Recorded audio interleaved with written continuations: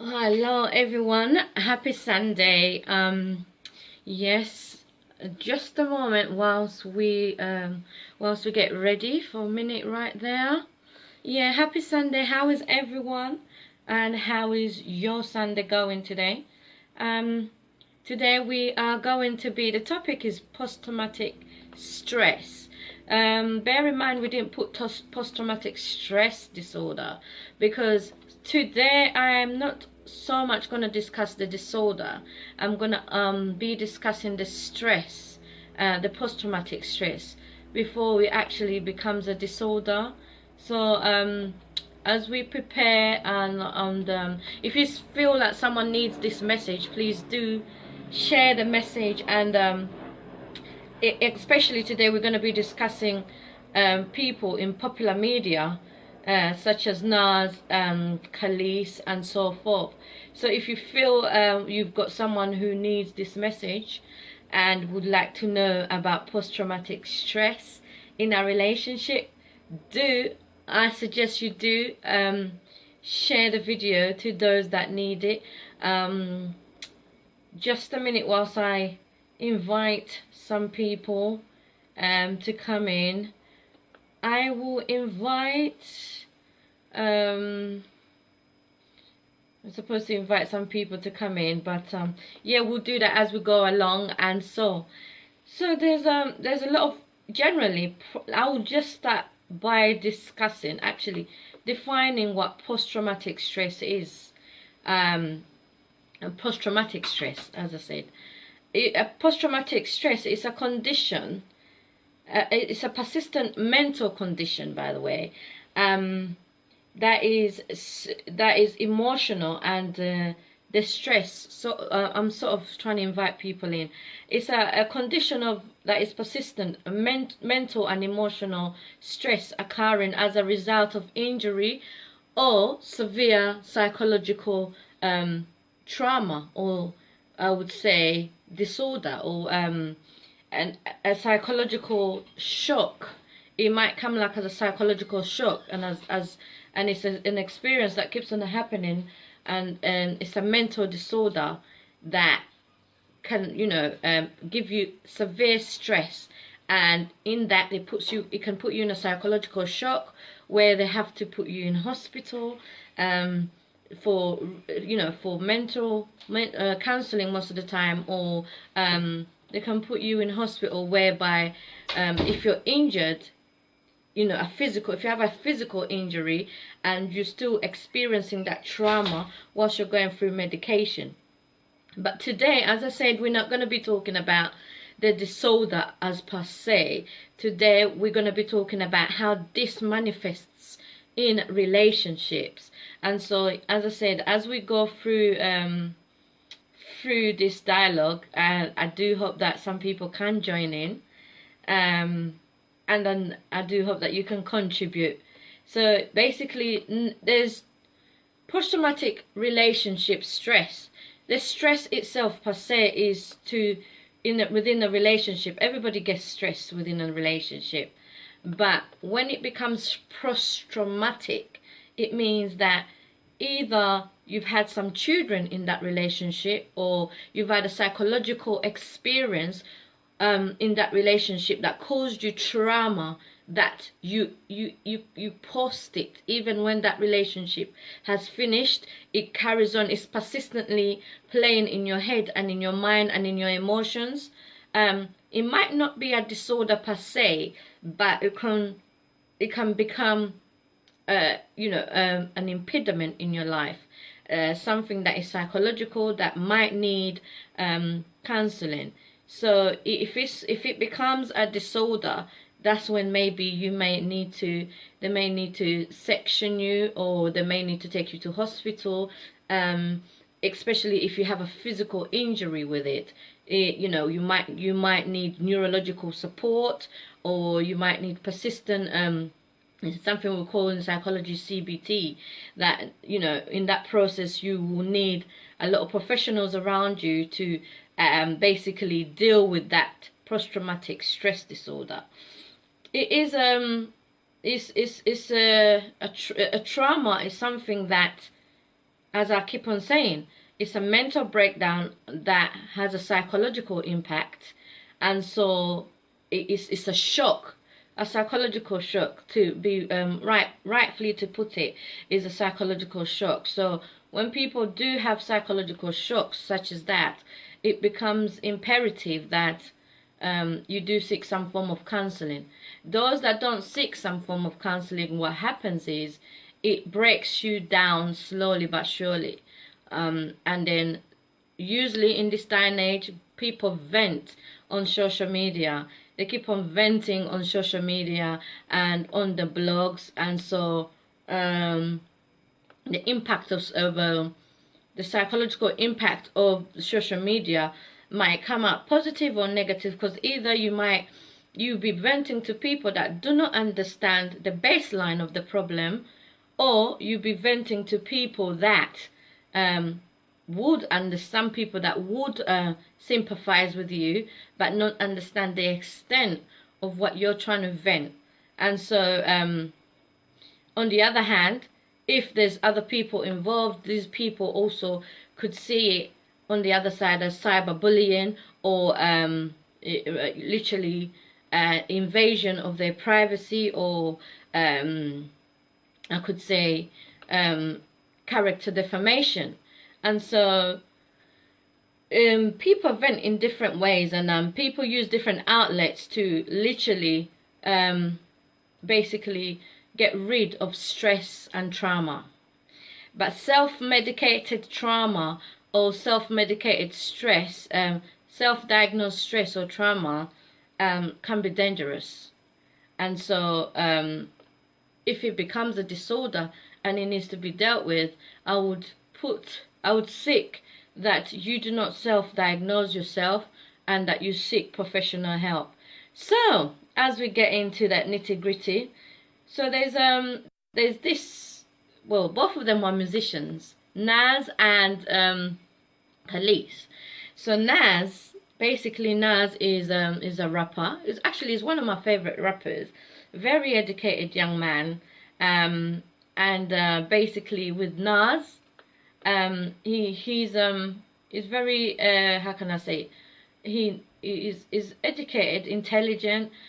His music, he's had a few #1 hit songs, which there's quite several of them. He used to be in the era of the 90s, singing with Tupac, singing with groups like that, the 90s, Tupac, Biggie, and now him and Jay-Z are still the ones that are still, you know, in on the scene from the 90s group. You know, he's a mobile, I should say, for me anyway.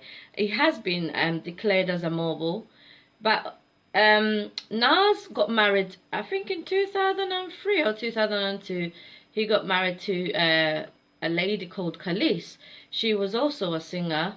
They had a child. And after they've had a child, what happened was, when they've had a child, what happened was basically they literally got married. Actually, they got married before they had a child. They fell in love. You know, the usual, people fall in love every day. They had a child together. Their marriage went all right. The marriage actually was like an example to a lot of young people, a lot of young adults, until you know, people had gotten divorced, you know, and well, she filed for divorce. These are the reasons why she claims she filed for divorce. It's been around 10 years, or yeah, 10 or 9 years, when people wondering why is Nas and Kelis, why they were divorced. And you know, then Kelis started talking out. Obviously the woman, it became too much for her. So what happens is, with post-traumatic relationship stress, if you hold things in for a long time and you do not seek, you know, outside support with maybe family members, maybe friends or whatever, and you don't speak it out, and it keeps on hurting you and haunting you, what will happen is you will react a certain way, maybe to just be heard and not tarnish your character, or so, and so what may be. But yeah, Kelis basically reported in an interview saying that the reason why she and Naz had a divorce because Naz was very abusive, Naz was very violent in a relationship. Naz would drink. Both of them, actually, she reported that both of them in an interview, that both her and Naz used to drink so much, and they used to drink, and Naz used to smoke too much weed, whereby they used to get so drunk, and whereby the way they vent, the way they relate to each other will be through violence. And so she reports one night they fought so much that the door came off the hinges, and when she came, they took the door off the hinges. I don't know which one did it, but it was a fight. It was an altercation that happened where they had a fight, and then the door was taken off the hinges. I don't know who done what, but then she reports when she woke up in the morning, she thought that they had got burgled.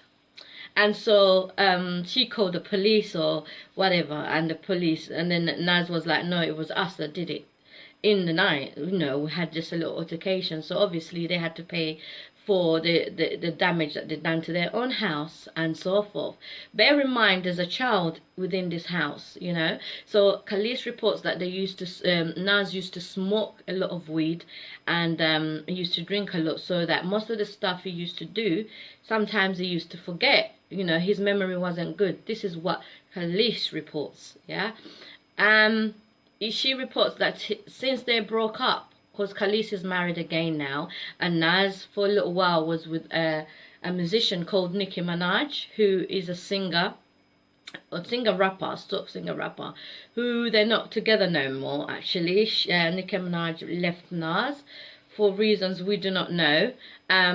But she reports that because now she's married again, and that she don't face those type of traumas anymore, and that her stress, Kelis's stress, is the fact that the relationship that she was with Naz, it was very unhealthy, and she didn't speak about the relationship and the traumas that she went through with Naz for a long time, because she claims that she had to be safeguarding her children.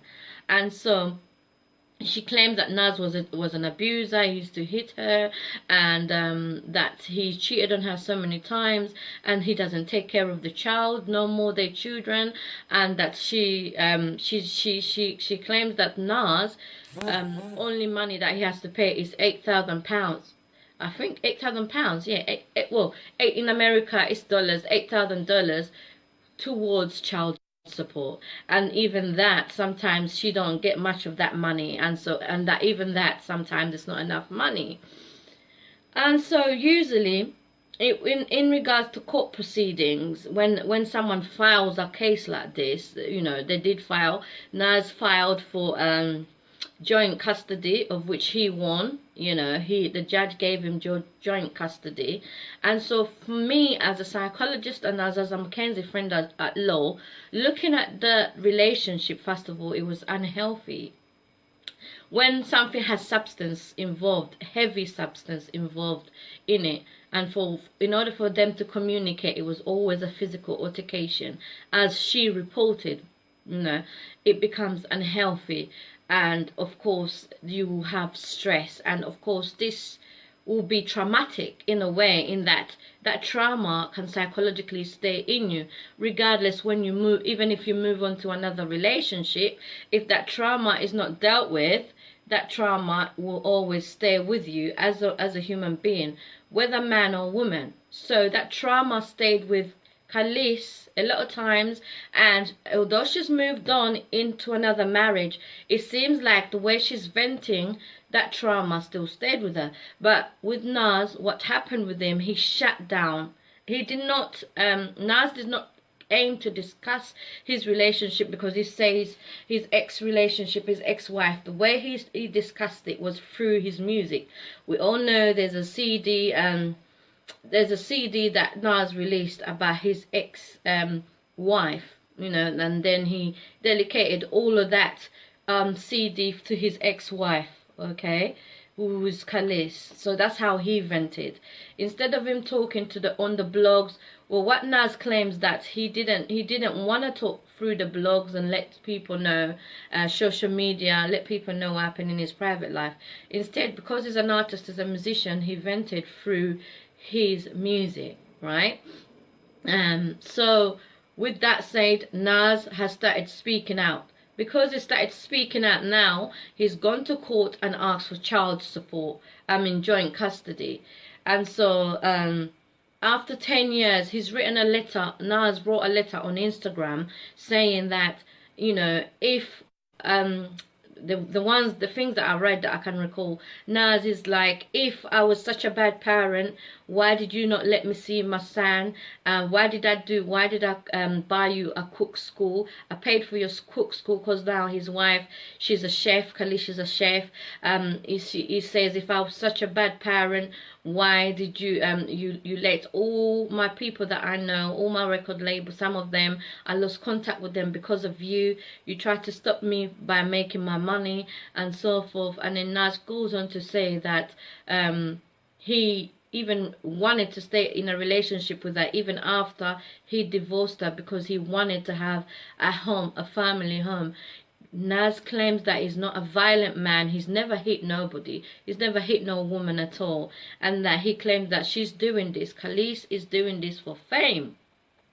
To get more fame and to get more recognized, all because of money. And then he claims that basically, why would you do this, sis? He calls her sis now. Why would you do this, sis, if there's other women out there that are really suffering domestic violence, and there's other women out there that really want their baby fathers, to get involved. Nas claims that he wants to be involved in his child's life, hence why he wants to get joint custody. He divulges that most of the stuff that he could say, that could be more, he can't divulge it on social media because he's safeguarding his kids. So Nas claims that he's been quiet over a decade, that since Kelis has been speaking out, he hasn't said nothing much on social media, on Twitter. He's seen everything that she's done. But to be honest, to be quite, you know, flexible and quite neutral with any event and any relationship where there's been alleged violence in it, or claims of substance abuse, there's always going to be post-traumatic stress. And where there is that reoccurring substance abuse, because remember, these two got married when they were younger. I think she was 18 or 19, Kelis was, and I think Nas was in his mid-20s, or they're about 26 or something like that. So therefore both of them were quite young. And so of course the substance abuse with the industries that they were in, that they're in, actually still in, it entails red carpet, drinking, smoking, you know, it entails a lot of things that one has to do in order to adjust to that kind of society or that kind of circle. But what I do believe, that there must have been some form of altercations. Kelis is not wrong, 100% wrong as a woman. I know that there must have been something that Nas did. What he admits to is cheating. A lot of men always admit to cheating. He goes on to say in his letter that, oh, I am sorry that I cheated on you, but yeah, do please, I know, I understand you moved on now, you're with your husband, I'm busy making money. And so it seems to me that, of course, he also claims that he still got love for her as the mother of his child. So it seems to me that also Nas is still facing the post-traumatic stress within what happened in their relationships. And it seems to me that they both need, individually, at this point, it should be individually, they both need their relationship counseling, and to do with something that's happened within their childhood days. Because for Nas to be drinking and smoking so much, we knew that Nas drank and he smoked, but to the extent that his ex-woman has made an allegation to say that he's very abusive and violent, there is something out there that he as a human being, as an individual, needs to sort out. But I understand that Naz has a very good, calm, chilled character, as he denoted today on it, as he was saying on his Instagram. He wrote a 3-page letter just to explain to his fan, and possibly to her indirectly, that all the things that's happened within their relationship. So he vented. So it's like he's had enough. This is what you call post-traumatic relationship stress, right? When you hold things in so much, it becomes the trauma, it becomes posted. Even after the relationship, it becomes posted to a later time, where you have to deal with it whether you like it or not. So a lot of people have been in relationships like that.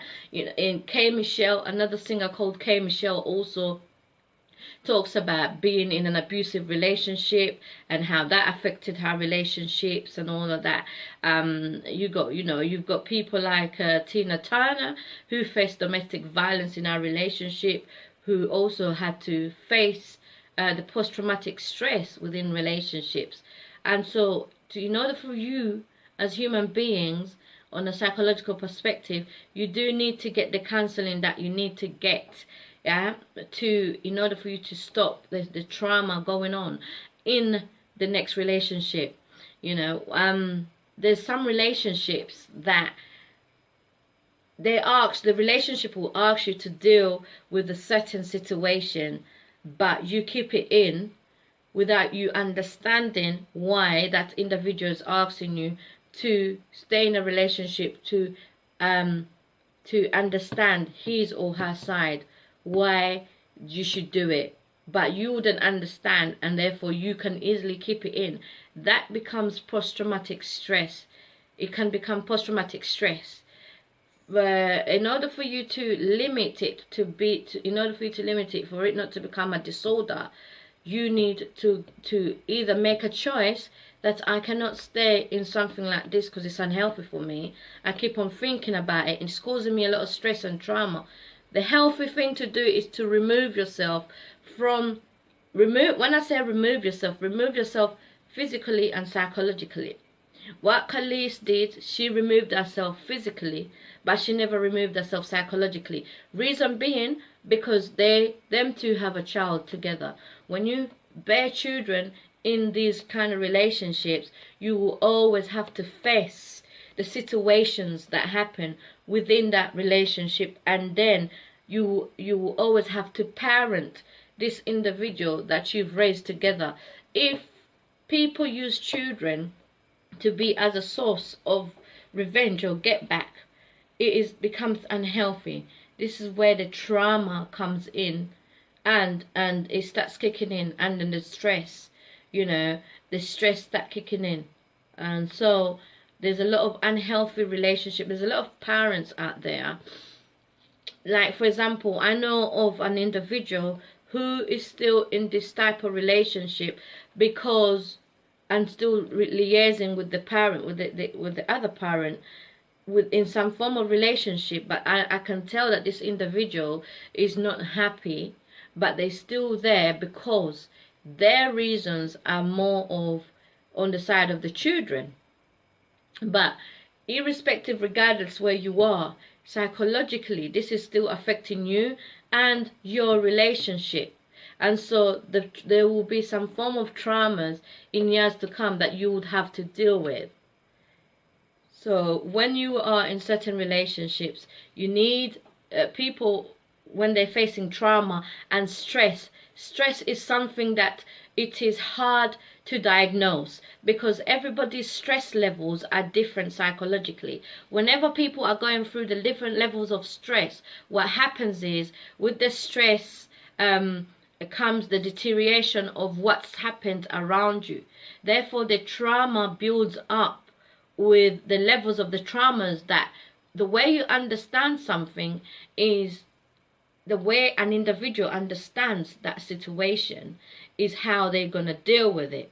Some people use substance to get rid of the traumas that they've seen around them, and some people self-medicate.